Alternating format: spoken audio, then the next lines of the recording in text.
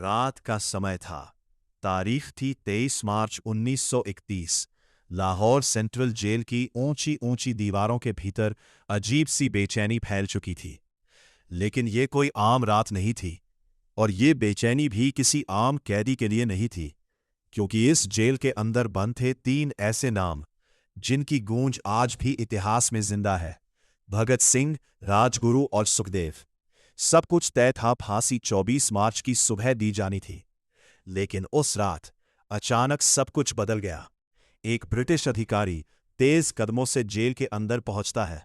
उसके हाथ में एक गोपनीय आदेश होता है: फांसी कल नहीं, आज शाम को दी जाएगी। ये सुनते ही पूरे जेल में सन्नाटा छा गया। कानून, नियम, सब कुछ एक पल में तोड़ दिया गया। क्यों? इतनी जल्दबाजी क्यों? क्या अंग्रेज सरकार डर गई थी, या फिर वे इस घटना को बिना किसी शोर शराबे के खत्म करना चाहते थे? यहीं से शुरू होती है उस सच्चाई की कहानी जो किताबों में पूरी तरह कभी नहीं बताई गई। भगत सिंह सिर्फ एक नाम नहीं था, वो एक सोच था, एक आग थी। 23 साल की उम्र, लेकिन सोच इतनी गहरी कि बड़े बड़े नेताओं को सोचने पर मजबूर कर दे। उनका जन्म एक ऐसे परिवार में हुआ था जहां देशभक्ति खून में बहती थी। बचपन से ही उन्होंने अंग्रेजों के अत्याचार देखे, लेकिन एक घटना ने उन्हें अंदर से पूरी तरह बदल दिया। जालियांवाला बाग मैसेकर। जब सैकड़ों बेगुनाह लोगों को गोलियों से भून दिया गया, तब छोटे से भगत सिंह उस जगह पर पहुंचे और मिट्टी को हाथ में उठाकर कसम खाई, इस खून का बदला लिया जाएगा। जब एक आम लड़का एक क्रांतिकारी बन गया, समय बीतता गया और उनके अंदर का गुस्सा एक सोच में बदलता गया। वे समझ चुके थे कि सिर्फ हथियार उठाना ही समाधान नहीं है, बल्कि लोगों को जगाना भी जरूरी है। इसी सोच के साथ उन्होंने एक ऐसा कदम उठाया जिसने पूरे भारत को हिला दिया। 8 अप्रैल 1929, केंद्रीय विधानसभा। अचानक 2 बम फटते हैं। धमाका बड़ा था, लेकिन किसी की जान नहीं गई, क्योंकि मकसद मारना नहीं था, मकसद था आवाज उठाना। भगत सिंह और उनके साथी बटुकेश्वर दत्त खुद वहीं खड़े रहे। भाग सकते थे, लेकिन नहीं भागे। उन्होंने खुद गिरफ्तारी दी, क्योंकि अब उनका असली मिशन शुरू हुआ था। कोर्ट रूम, जहां आमतौर पर अपराधियों को सजा दी जाती है, वहां अब एक नया इतिहास लिखा जा रहा था। भगत सिंह ने कोर्ट को अपना मंच बना लिया। उन्होंने हर सुनवाई को एक भाषण में बदल दिया। उनकी आवाज, उनके शब्द सीधे लोगों के दिलों तक पहुंच रहे थे। उन्होंने कहा, क्रांति की तलवार विचारों की सान पर तेज होती है।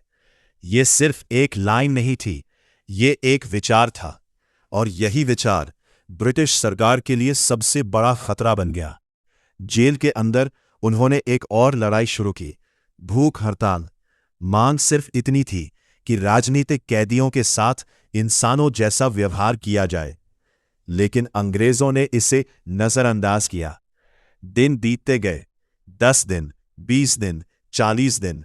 शरीर कमजोर होता गया, लेकिन इरादा नहीं टूटा। पूरे भारत में खबर फैल गई, लोग सड़कों पर उतर आए। हर तरफ एक ही नाम गूंजने लगा, भगत सिंह। आखिरकार अंग्रेजों को झुकना पड़ा, लेकिन अब तक बहुत देर हो चुकी थी।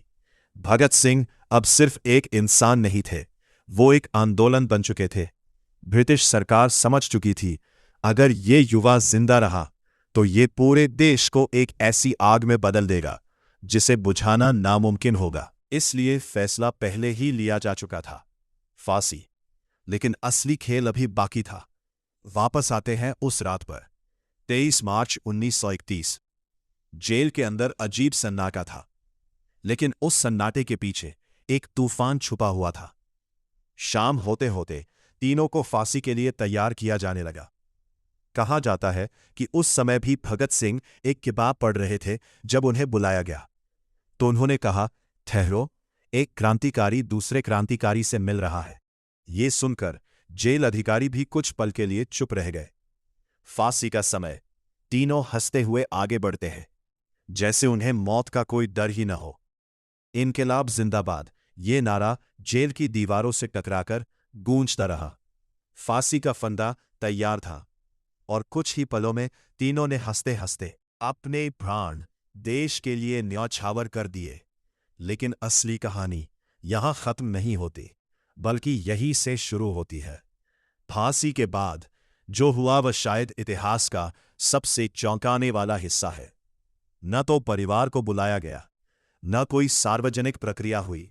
रात के अंधेरे में चुपचाप तीनों के शवों को जेल के पीछे से निकाला गया।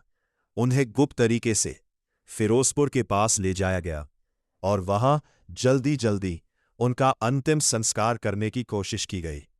लेकिन अधजले शव, नदी के किनारे, ये सब देखकर पास के गांव के लोग वहां पहुंच गए। उन्होंने इस सच्चाई को देखा और फिर सम्मान के साथ उनका अंतिम संस्कार किया। ब्रिटिश सरकार सोच रही थी कि ये सब चुपचाप खत्म हो जाएगा, लेकिन हुआ इसका उल्टा। पूरे भारत में आग फैल गई। हर शहर, हर गली एक ही आवाज, इंकिलाब जिंदाबाद। भगत सिंह की मौत एक अंत नहीं थी, वही एक शुरुआत थी। एक ऐसी शुरुआत जिसने लाखों लोगों को जगा दिया। आज इतने सालों बाद भी वो सिर्फ एक नाम नहीं है, वो एक विचार है। जब भी कोई अन्याय के खिलाफ खड़ा होता है, जब भी कोई सच के लिए लड़ता है, वहां कहीं ना कहीं भगत सिंह जिंदा होते हैं। 23 मार्च 1931 की वो रात अंग्रेजों के लिए एक जीत थी, लेकिन भारत के लिए वो एक ऐसी चिंगारी बन गई जिसने आज़ादी की आग को और तेज कर दिया। और शायद यही कारण है कि आज भी जब इंकलाब जिंदाबाद गूंजता है तो उसमें सिर्फ एक नारा नहीं, बल्कि एक पूरी कहानी छुपी होती है। एक ऐसी कहानी जो कभी खत्म नहीं होगी।